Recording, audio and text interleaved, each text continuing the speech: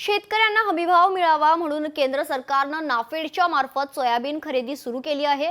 मात्र या खरेदीचा आजचा शेवटचा दिवस असून अजूनही वाशिम जिल्ह्यातील हजारो शेतकऱ्यांची सोयाबीन मोजणी बाकी आहे। शेतकऱ्यांच्या खरेदी केंद्राबाहेर लांबच लांब रांगा लागल्यात। याचाच आढावा घेतलाय आमचे प्रतिनिधी गोपाल व्यास यांनी।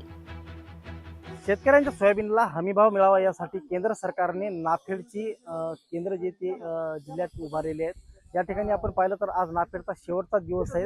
या ठिकाणी शेतकऱ्यांच्या मालाच्या या ठिकाणी रांगा पाहायला मिळत आहेत। कुठेतरी जिल्ह्यातील हजारो शेतकऱ्यांची सोयाबीन मोजणी बाकी आहे। शेतकऱ्यांनी सोयाबीन मोजून घेण्यासाठी खरेदी केंद्रावर वाहनांच्या रांगा लागल्या चित्र या ठिकाणी पाहायला मिळत आहेत। तसेच नोंदणी असलेल्या सोयाबीन शेतकऱ्यांना मुदतव्याज मिळेल का याकडे देखील शेतकऱ्यांचं लक्ष लागले आहे। मात्र याबाबत अजूनही कोणताही अधिकृत निर्णय झाला नाही। राज्य आणि केंद्र सरकारच्या भूमिकेकडे शेतकरी आशेने पाहत आहेत। कुठंतरी शेतकऱ्यांचा जो माल या ठिकाणी लागलेला आहे तो लवकरात लवकर शेतकऱ्यांना मोजून त्यांना मोकळं करावं अशी देखील मागणी काही शेतकरी वर्ग करत आहेत। गोपाल व्यास, लोकशाही मराठी, वाशिम।